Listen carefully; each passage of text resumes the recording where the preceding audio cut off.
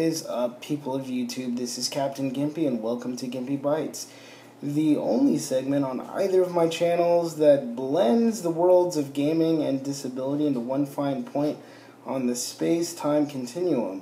I made a last-minute editing decision to include in this video a portion of the Pokemon Go trailer for those of you who are unfamiliar with the game, just so you can wrap your head around what's going on and all that good stuff.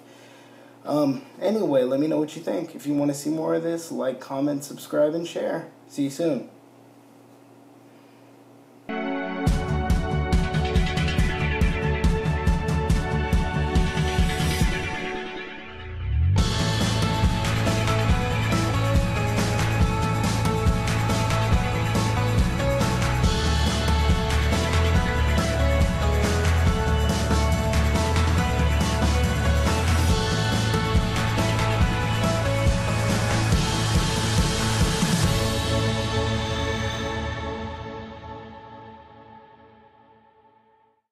Hey, welcome to my channel. It's a channel mostly devoted to things dealing with disability. I'm going to end up calling it the Gimpy something. Yep, the Gimpy something. And today we're outside because we are playing Pokemon Go.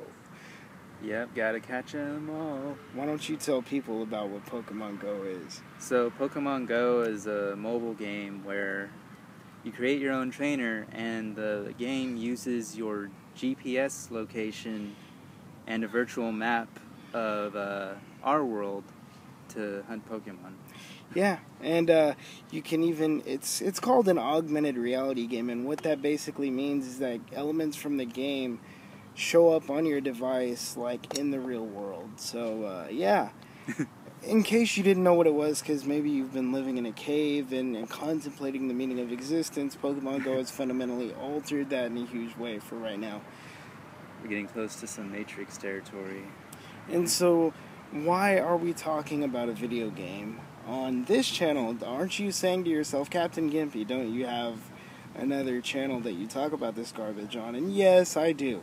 But this video is going on both channels because it's related to disability. So, over the past couple of weeks, a few articles have sprung up talking about how Pokemon Go is helping children on the autism spectrum develop social skills. Yeah, it's really fascinating.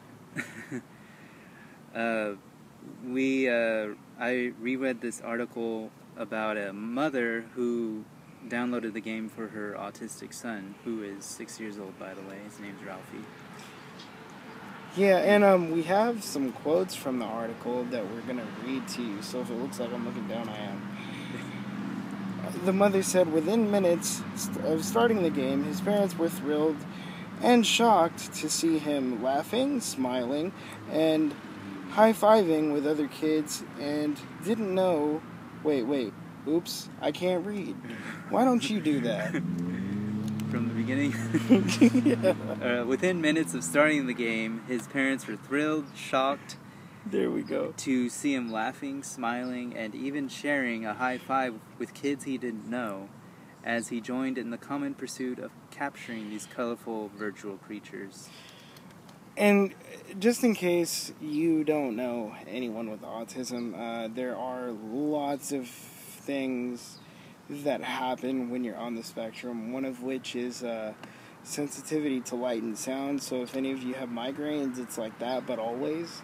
Yeah. Yeah, and I suffer from migraines, and yes, I am on the spectrum. Yeah, both. So, and another thing is, depending on your specific diagnosis or a set of diagnoses, socialization can be a humongous challenge. So what happens is there's this thing that kids on the spectrum often do called allelial scripting. And what that is they basically repeat sound bites that they hear from people, books, movies, or whatever, and people think they're random, but they're actually communicating through them, and sometimes it's really difficult for people not on the spectrum to understand. So, yeah. There is another quote from the article which sums this up pretty well. The playground is sometimes a stressful place for Ralphie. Kids ask to play with him, but he responds in a way they don't understand. By scripting, repeating words from memory, flapping his arms, spinning in circles, or making funny noises. Other kids make fun of him, his mother said. Yeah. Could you imagine being that kid that everybody on the playground picks on because they're weird and, like, you have no idea that you're weird and you're being picked on? You know that you're being picked on because it sucks. Yeah.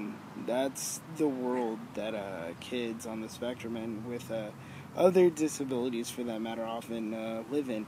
Yeah, and you just, as a kid, you just kind of retreat into your shell.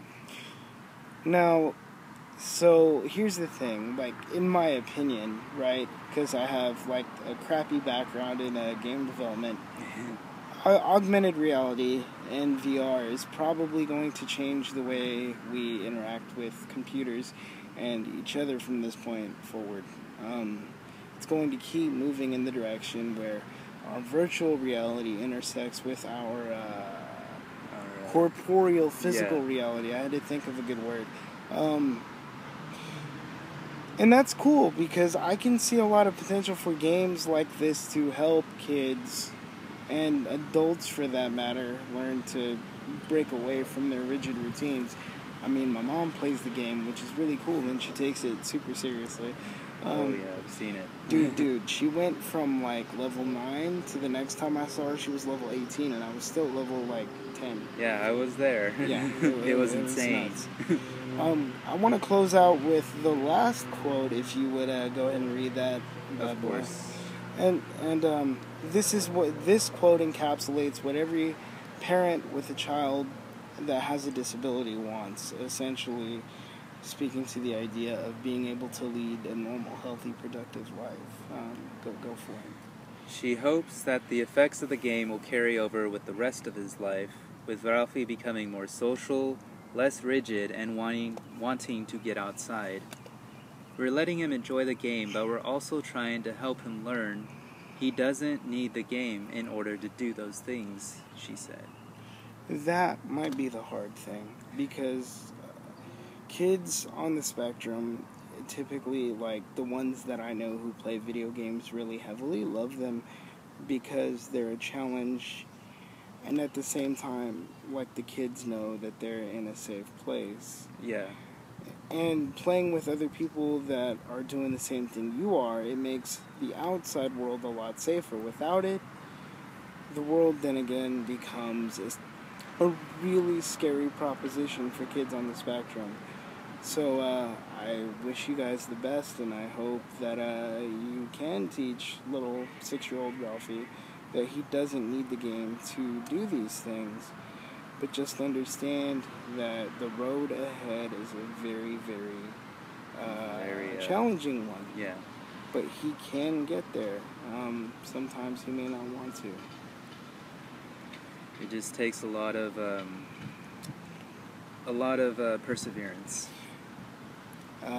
Welcome and goodbye from the first edition of what I'm going to call GimpyBytes. So we'll see you on the next segment. All right. Catch you on the flip side.